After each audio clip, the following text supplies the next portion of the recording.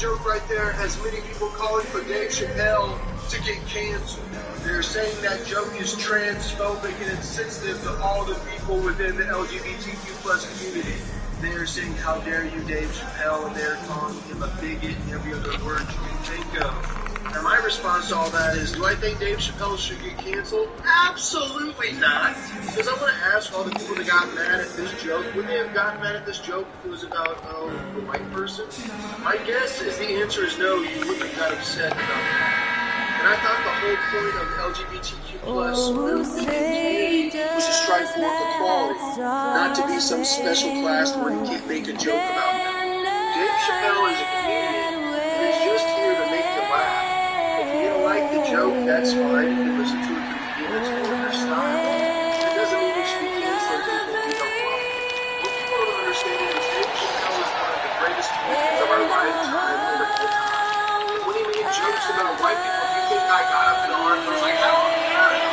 The answer is no. No, I don't. Great to hear Skylar Cole singing the national anthem before today's contest. And if we've gotten to a point in our society where people can't make jokes, or you can't take a joke and you think that somehow merits them losing their job, then you need to check your priorities.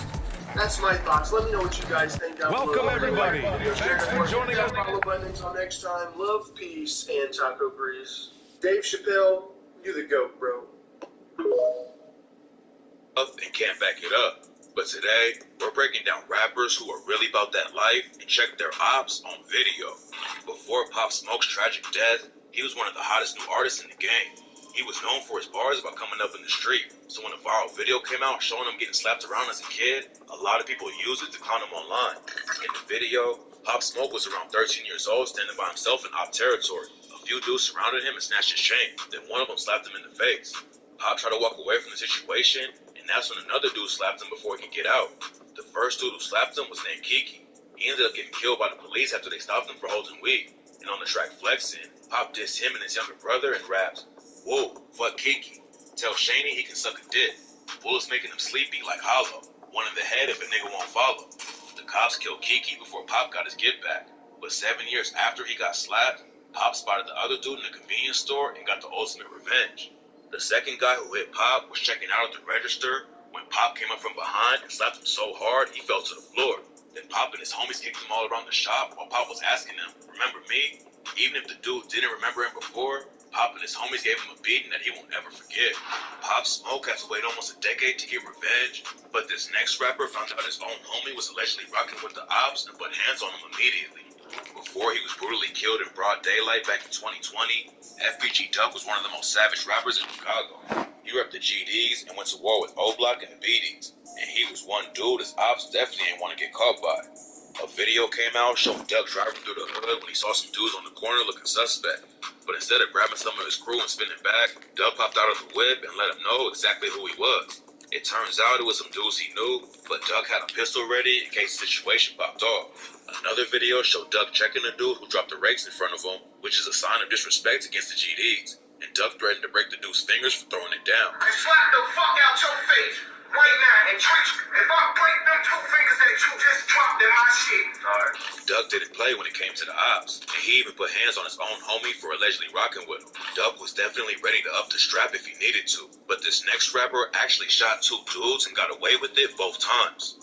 When it comes to rappers who are ready for smoke, the Baby is definitely one of the most savage. Back in 2018, a dude allegedly tried to rob him at a Walmart, so the Baby upped the strap and shot him in the middle of the store. He was facing some serious charges at first, but claimed it was self-defense and ended up just getting hit with a misdemeanor charge for carrying a concealed weapon. That wasn't the only time he had to check somebody in the store, though. 1 year later, a rapper named Cam Coldheart started recording and clowning the Baby in a Louis Vuitton store. He probably thought he was safe in public like that, but the Baby put hands on him and posted a video with Cam's face leaking and his pants around his ankles. Cam claimed the Baby actually jumped him with another dude, and they ain't even hurt him that badly. But at the end of the day, he started the issue and ended up on the floor. It's not just random ops that the Baby is ready to throw hands with, though. Last April, he went viral again for swinging on his own artist, Wisdom. It's not clear what the problem was, but they were backstage at a show when the Baby walked up to Wisdom and started throwing hands. And that wasn't the only drama the Baby had in that month. A few days later, news broke that someone tried to get onto his property in North Carolina, and the Baby shot them, too. This time the dude survived, and the baby didn't face any charges at all since it went down on his property. Having 2 wild situations in 1 month is crazy, but those weren't even the first issues the baby had that year. In February, TMZ broke the story that the baby put hands on his ex-girlfriend Danny Lay's brother, Brandon Bills. According to witnesses, Bills tried to check the baby over how he treated Danny Lay, but the situation ended up going left for him. The baby threw the first punch, then like 5 dudes jumped on Bills and put hands on him. The situation with the baby and Danny Lay was super messy. A few months after they had a daughter together, the 2 of them had a fight in front of the baby's fans while he was live streaming. The baby ended up calling the cops because Danny allegedly hit him, and the next day she got hit with 2 misdemeanor assault charges. That's when Bills got involved and challenged the baby to run the fade. When you come to the West Coast, bro, which I know you be out here, we gonna catch this one-on-one fade, bro. You know what I'm saying? One-on-one fade to see what happens between me and you. I want to see how much of a gangster you are. It obviously ain't go down like the plan though, and after the fight, Bills opened up a lawsuit against the baby. People clowned him over the whole situation. So a couple of months later, he walked it all back and said he's not pressing charges. I was never cooperating, you know? I was never gonna cooperate. I was never gonna put nobody in jail. I've been in jail myself. I'm not gonna put nobody in that situation. You feel me? So, all y'all talking all that snitch shit, you know, y'all might as well quit to that, cause ain't nobody a snitch here. Never will be a snitch, never was a snitch. The baby is known for crashing out and checking ops. But this next dude allegedly took out so many of his enemies that people started calling him a serial killer. King Von was a street rapper who really came from the streets. Before he ever hopped in the booth, he got killed in the fastest way. All the time, and the cops had linked him to at least 3 different murder cases. Trying to check young boy's homie Rondo is what eventually got him killed. But while Von was alive, he was one of the most savage dudes in Chicago. Von did whatever it took to catch the ops. There's even a video of him watching them on IG Live and plotting to hit a lick. And getting locked up couldn't stop him from checking the ops on site. One time while he was in the county jail holding cell with like 20 dudes, Von spotted someone he had issues with and got one of his homies to help him slip off his cuffs. After his hands were free, Von walked the dude down and started swinging. The dude he swung on was 051 Freak. 2 of his homies went down for killing Von's friend, L.A. Capone, back in 2013. And after they got sentenced, Freaky got a tattoo that said, "Fuck L.A." So when Von got the chance to slip out of the cuffs, he didn't hesitate to put hands on him. Von was one of the hottest rappers in Chicago, but the wild situation coming up involves some of the biggest artists in the entire game. Young Doug has been all over the news after his YSL crew got hit with a RICO case. The cops say Doug and his homies went to war with Wyatt Van Lucci and sparked a massive crime wave in Atlanta. But Lucci ain't the only rapper Doug put pressure on. Back in 2020, French Montana claimed he had more hits than Kendrick Lamar. People online started clowning Montana like crazy over it. Then Doug hopped on IG and said, Stupid ass nigga say he got more hits than Kendrick Lamar. Montana clapped back and dissed Doug for wearing a dress in the video for his track No Stylist. Hey, Thug, man, thank you for wearing that skirt from your No Stylist, you heard? Holy cap. And that's when the situation started getting heated. Doug told him not to get in his feelings because he's just speaking from an artist standpoint. Listen, bro, get out of your feelings. I'm only speaking from an artist standpoint. You do not have nowhere near more hits than Kendrick Lamar whatsoever. You probably won't ever have more hits than Buddy. Montana posted a photo of Doug wearing a skirt. Then Doug hopped back on IG and threatened to leak a video of Montana getting knocked out. Give my phone and call me. I'm gonna show your pussy. Give my phone. I'm gonna make you see me in the video. Just give my phone. I'm gonna show everybody. I'm gonna show the whole world you getting knocked out, bitch ass nigga.